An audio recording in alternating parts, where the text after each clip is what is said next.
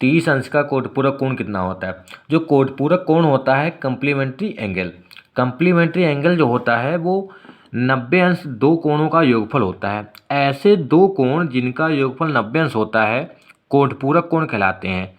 जैसे अगर 30 और 60 हैं, 50 और 40 हैं, ये सब क्या हैं? एक दूसरे के कोटपूरक कोण हैं, मतलब कम्प्लीमेंट्री एंगल हैं। तो हमें 30 अंश का कोटपूरक कोण अगर पूछेगा तो हमें क्या करना है? 90 अंश से 30 को घटा देना है। तो 90 से 30 घटाएंगे कितना आ जाएगा? 60 अंश आ जाएगा। ये इसका आंसर आ जाएगा। इस प्रकार का क्वेश्चन आपका सैनिक में पूछ सकता है। अगला क्वेश्चन दिया है 65 अंश का संपूरक कोण। 65 अंश का संपूरक कोण क्या हो जाएगा? जिनका योगफल 180 अंश होता है। तो 180 से 65 को घटा देंगे, ये बचेगा 115। 180 से घटा देंगे 65 को, चाहे कोई भी एंगल दिया होगा उसका अगर संपूरक कोण बताना होगा तो 180 से उसको घटा देंगे। इसको कहते हैं सप्लीमेंट्री एंगल। अगला क्वेश्चन दिया है यदि त्रिभुज ABC में कोण A प्लस कोण B का मान 75 अंश है और कोण B प्लस कोण C का मान 150 अंश है, तो कोण B का मान बताना है। आपको पता है कि कोण A plus B plus C बराबर होता है 180 अंश। तो ये हो जाएगा 75 प्लस कोण C बराबर 180, क्योंकि A प्लस B का मान कितना दिया था भाई? 75 दिया था इसका मान।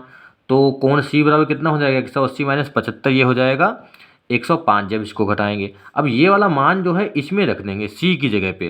तो कोण B प्लस 105 बराबर 150। तो कोण B बराबर कितना हो जाएगा? 150। ये प्लस का है, उधर जाएगा माइनस का। तो 150 से 105 घटाएंगे कितना आ जाएगा? 45 अंश का आंसर आ जाएगा। अगला सवाल दिया है ये रेखा दी है, इसमें ये मान दिया है x, ये दिया है 60, ये दिया है 60। ये तो सिंपल सा है।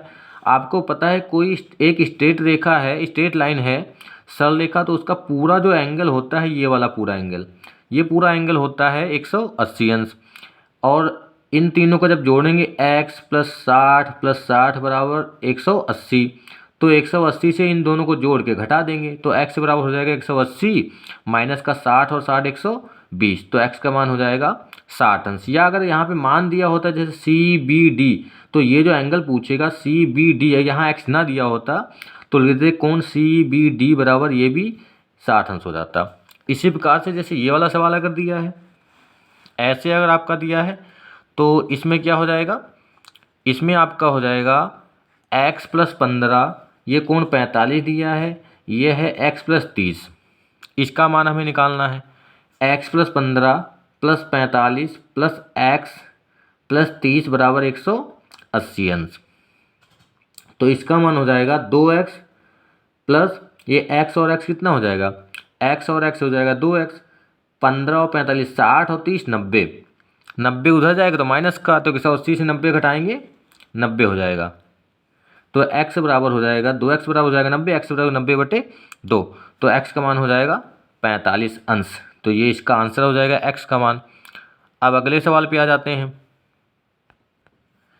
अगर ऐसा कोई चित्र बना होगा, आपका फिगर बना होगा, इसमें कहेगा कि एरिया निकालना है, त्रिभुज ABC का क्षेत्रफल निकालना हो, एरिया निकालना हो, तो क्या करते हैं? ये आपका आधार दिया है भाई, ये क्या होता है? बेस होता है, आधार होता है। ये आधार दिया है, ये इसकी ऊंचाई दी है या इसका लंब कहते हैं। तो त्रिभुज ABC का क्षेत्रफल हमें निकालना है। इसका सूत्र होता है कि 1/2 गुणे आधार गुणे ऊंचाई। आधार दिया है 3, ऊंचाई दी है 8, तो 2 चौके 8 हो जाएगा, 4 3 12 सेंटीमीटर स्क्वायर क्षेत्रफल। ये इसका आंसर हो जाएगा। अगर इसमें एक मान ना दिया तो उसमें पाइथागोरस प्रमेय लगा देंगे। जैसे अगला सवाल दिया है, इसमें भी हमें यही निकालना है। इसमें तो यहाँ 10 सेंटीमीटर दिया है, लेकिन ये दिया है आधार दिया है 8 सेंटीमीटर। इसमें हमें लंब नहीं दे रखा है, ऊंचाई नहीं पता है, तो ऊंचाई निकालने के लिए पाइथागोरस प्रमेय लगाएंगे। और पाइथागोरस प्रमेय आपको पता है कि जब इसको मान निकालें तो इसका स्क्वायर माइनस इसका स्क्वायर, वो भी स्क्वायर रूट में। तो 10 स्क्वायर माइनस 8 स्क्वायर, 10 का स्क्वायर 100 माइनस का 8 का स्क्वायर 64। तो ये हो जाएगा 36। 36 का मान कितना हो जाएगा? 6। तो ये इसका आंसर हो जाएगा। अगला सवाल है, अभी इसमें क्षेत्रफल निकालना है। तो ABC का क्षेत्रफल क्या हो जाएगा? 1/2 गुणे में ये 8 आ गया और ये आ गया 6, तो गुणे में 6, तो गुणा इसको कैंसिल कर देंगे। 8 में 24 सेंटीमीटर स्क्वायर, चाहे इसको कैंसिल करेंगे तो 4 आ जाएगा, तो 24 सेंटीमीटर तब भी आ जाएगा इसका मान। अगला सवाल है, ये वाला दिया है कि यहाँ अगर 40 दिया हो, ये 4x या 3 है, ऐसा एक सवाल आपका 100% आ सकता है। 4 3 7x हो जाएगा, 180 से 40 घटा देंगे 140, 7 को बटे में भेज देंगे तो ये 20 बचेगा x का मान। x का मान 20 बचा। अगर एंगल आपसे पूछे तो 4 गुणे 20 80 और 3 गुणे 20 60 अंश, तो ये इसका आंसर हो जाएगा। अगला सवाल है, सेल्सियस तथा फारेनहाइट में संबंध होता है, इससे क्वेश्चन वो आपका पूछ लेता है C/5 बराबर F-32/9। सेल्सियस और केल्विन में संबंध होता है C बराबर K-273। तो सेल्सियस, एक सवाल देखते हैं, 37 डिग्री सेल्सियस को फारेनहाइट में बदलना है, तो 37 डिग्री सेल्सियस को अगर हम फारेनहाइट में बदलेंगे तो इसका आंसर आएगा 98.6। इसमें जब हम रखेंगे मान C की जगह पे 37 डिग्री सेल्सियस, तिरछी गुणा कराएंगे और 5 से भाग करा देंगे। भाग कराने के बाद 32 को जोड़ देंगे तो इतना आ जाएगा।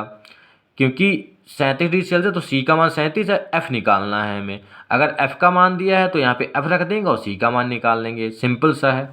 और दूसरा एक सूत्र होता है कि सेल्सियस और केल्विन में संबंध, तो C बराबर होता है K-273 केल्विन होता है ये। तो केल्विन वाला एक सवाल है कि 37 डिग्री सेल्सियस को केल्विन में बदलना है, तो 27 डिग्री सेल्सियस को, तो ये दिया है 27, तो बराबर K-273, तो K बराबर 27 + 273, तो K का मान हो जाएगा 300 केल्विन। अगला सवाल है एक, ABC में ये 60 अंश दिया है, ये राइट एंगल है। राइट एंगल का मतलब ये होता है 90 अंश का कोण है, समकोण है ये, समकोण राइट एंगल, ये कोण हमें निकालना है। तो क्या हो जाएगा 90 + 60 + कोण C बराबर 180, सिंपल सा है। ये 150 + कोण C बराबर 180, और कोण C का मान हम जब निकालेंगे तो कोण C बराबर हो जाएगा 180 माइनस का 150, तो कोण C बराबर 30 अंश, सिंपल सा इसका मान आ जाएगा। अगला सवाल है, इस प्रकार के सवाल भी आपके बहुत बार पूछे गए हैं, सिंप्लीफिकेशन के, परसेंटेज के, डेसिमल के, लासा मासा के, HCF एलसीएम वाले सारे क्वेश्चन इस प्रकार के बहुत पूछे गए। तो ये बहुत जो क्वेश्चंस हैं बहुत ही इंपॉर्टेंट हैं। इस प्रकार के क्वेश्चन बहुत ही बार नंबर सिस्टम के, ये वाला स्क्वायर रूट वाला दिया है, सब क्वेश्चन ऐसे बहुत बार पूछेंगे। तो ये क्वेश्चन आपको सॉल्व कर लेने हैं, सभी क्वेश्चन आपको सॉल्व कर लेने। जैसे पहला दिया है कि 2 सही 1/17, इसको भाग किया गया है 7/10 से, गुणे में 1 सही 1/33, इसको सॉल्व कर लेंगे। इसको तीनों को सॉल्व जब करेंगे और इसको कैंसिल कर लेंगे। कैंसिल करने के बाद आपका आ जाएगा, इसको मिक्स फ्रैक्शन में बदल देंगे, मतलब मिश्र भिन्न में लिखने 3 सही 1/33, इस प्रकार से आपका आंसर आ जाएगा। अगला क्वेश्चन है 0.0725 को सिंपलेस्ट फॉर्म में लिखना है, मतलब साधारण भिन्न में लिखना है आपका, सिंपल सा है। परसेंट, इसको पॉइंट हटाएंगे, नीचे 0 बढ़ा लेंगे, 0 बढ़ाने के बाद दोनों संख्याओं को 5 से काट देंगे, इतना आंसर आ जाएगा आपका। अगला सवाल ये दिया है, HCF दिया है, पहला नंबर दिया है, दूसरा नंबर दिया है, एलसीएम निकालना है। पहला नंबर गुणे दूसरा नंबर बराबर होता है HCF गुणे एलसीएम, पता है आपको। यहाँ से हमें एलसीएम निकालना है, तो एलसीएम निकाल लेंगे, उसके बटे में भेज देंगे, संख्या को बटे में भेजेंगे तो आपका आ जाएगा 360। इसको जब सॉल्व कर लेंगे तो इससे 36 × 72 होता है, इसको सॉल्व करके इतना आंसर आ जाएगा आपका। अगला दिया है, इसका लासा निकालना है, सिंपल सा है ये।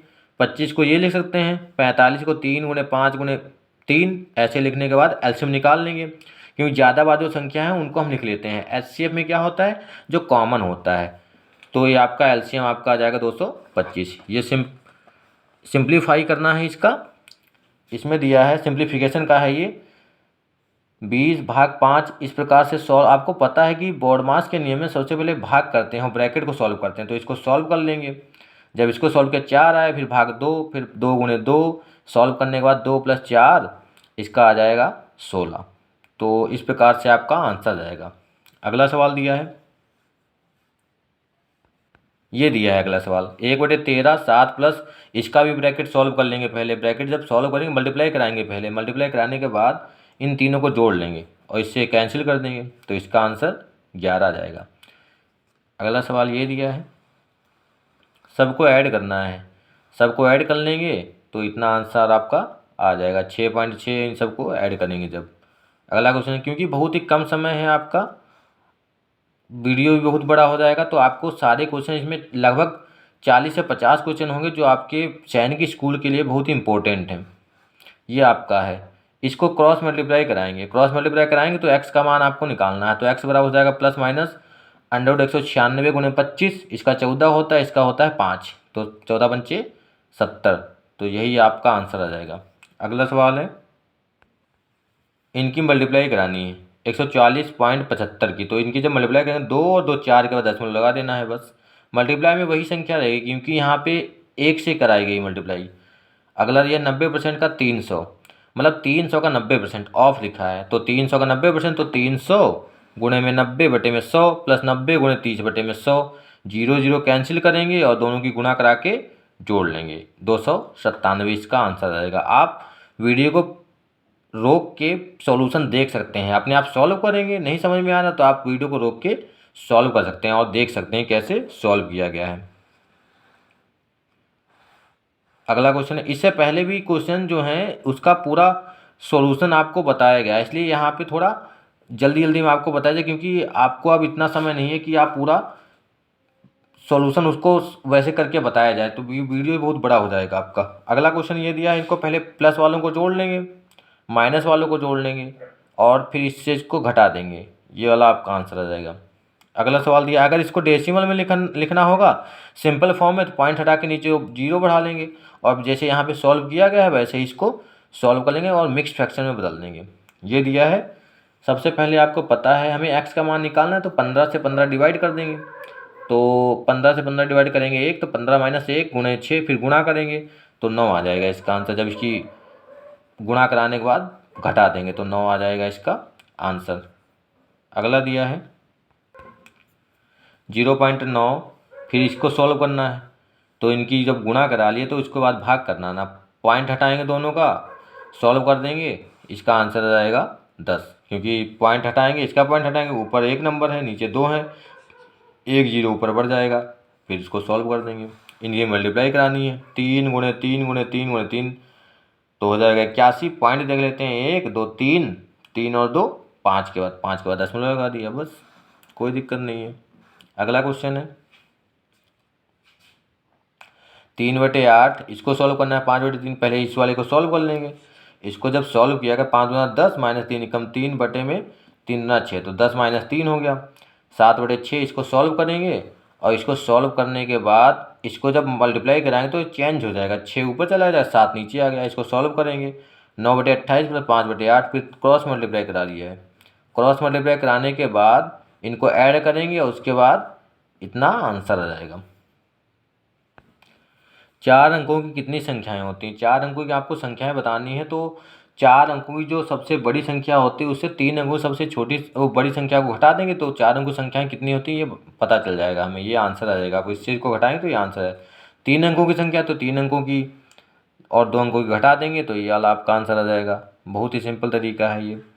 संख्याओं को हमें मिला के एक बड़ी संख्या और एक छोटी संख्या बताएं, तो इन संख्याओं से बड़ी संख्या ये हो जाएगी 1057 से, और सबसे छोटी संख्या 1057 हो जाएगा।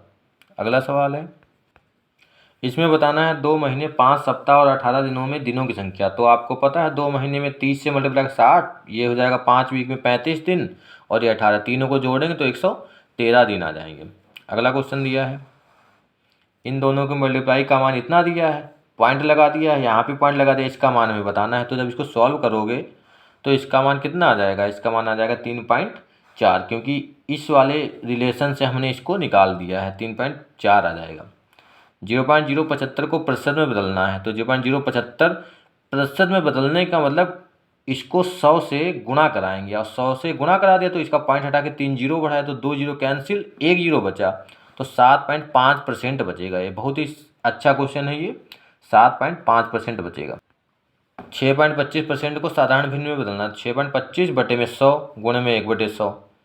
इसको सॉल्व करेंगे तो पॉइंट हटा के 2 जीरो, इसको सॉल्व करेंगे तो 625 बटे में 100, तो इसका 25 से कैंसिल कर देंगे तो 4 आ जाएगा, तो 1/16 आ जाएगा। इसको भी 25 से कैंसिल कर दिया तो 1/4, और 4 की गुणा कराएंगे 16 आ जाएगा। दो संख्याओं का गुणनफल दिया है, यदि एक संख्या इतनी है तो दूसरी संख्या बतानी है, वही वाला तरीका। गुणनफल कितना है दो संख्याओं का? 5/4, पहली संख्या ये है, दूसरी निकालनी है, तो दूसरी को x मान लिया, तो x बराबर हो जाएगा ये संख्या और बटे में वो ये वाली जो उधर जाएगी, तो 3/2 आ जाएगा इसका आंसर। अगला दिया है, इसको सॉल्व करना है, दशमलव में बदलना है, सबको सिंप्लीफाई कर लेंगे। 37 से इसको कैंसिल कर देंगे 37 से, और इनको सॉल्व कर लेंगे। पहले 5 से इसको कैंसिल किया, 37 है, 37 और 37 कैंसिल हो गया। 4 से 16 को कर दिया तो खाली 4 आएगा। इसको दशमलव में लिखेंगे तो 4.0 लिखेंगे, तो इसका आंसर हो जाएगा 4.0। अगला है, इनकी गुणा बतानी है, 1 0 1 0 1 की गुणा 17 से, तो इतना आ जाएगा 17 17 17, ये इसका आंसर हो जाएगा। सिंपल सा है गुणा। अगला है, 1 सेंटीमीटर का मान इतना है तो 10 सेंटीमीटर क्यूब सेंटीमीटर का मान बताना है। तो 1 सेंटीमीटर क्यूब मतलब क्यूब का मान इतना है तो मिलीमीटर क्यूब हो जाएगा। तो 10 सेंटीमीटर क्यूब का कितना हो जाएगा, 10,000 मिलीमीटर क्यूब, क्यूब। एक वर्ग का क्षेत्रफल 100 सेंटीमीटर स्क्वायर है, तो इसका वर्ग का परिमाप बताना है। तो क्षेत्रफल दिया है मतलब भुजा स्क्वायर दिया है, तो वहाँ से 100 निकल जाएगा। जब वहाँ से 100 निकाल लेंगे तो भुजा आ जाएगी 10 सेंटीमीटर, क्योंकि अंडरवुड उस पर लग जाएगा। परिमाप कितना होता है, 4 गुणे भुजा, तो 4 गुणे 10 मतलब 40 सेंटीमीटर इसका आंसर आ जाएगा। अगर यदि कोई आंगन वर्ग के आकार का है जिसका परिमाप 200 मीटर है, तो उसका क्षेत्रफल बताना है। उसी का जस्ट उल्टा सवाल दिया है कि इसका परिमाप दिया तो 200, तो 4 गुणे भुजा होता है, तो भुजा कितनी आ जाएगी 50, क्षेत्रफल कितना हो जाएगा 50 गुणे 50 मतलब 2500 मीटर स्क्वायर। अगला सवाल है, मोहन एक रेडियो को 900 रुपये में खरीदता है और 1200 रुपये में बेचता है, उसका प्रतिशत लाभ बताना है। तो प्रतिशत लाभ के लिए क्या करेंगे, 12 से 900 घटाया तो 300 रुपये प्रॉफिट हो गया उसे, और तो 300 गुणे में 100 बटे में 900 जितने में खरीदा था उसको 100 बटे 3% मतलब 33.5 सही 1/3% का लाभ होगा। अगला है कि 5% वार्षिक साधारण ब्याज की दर से कितने वर्षों में 500 रुपये 600 रुपये हो जाएंगे। तो हमें SI दे रखा है 600 से 500, साधारण ब्याज कितना हो गया 100 रुपये, क्योंकि 500 से 600 रुपये हो रहे हैं, और मूलधन कितना दिया 500, मिश्रण 600।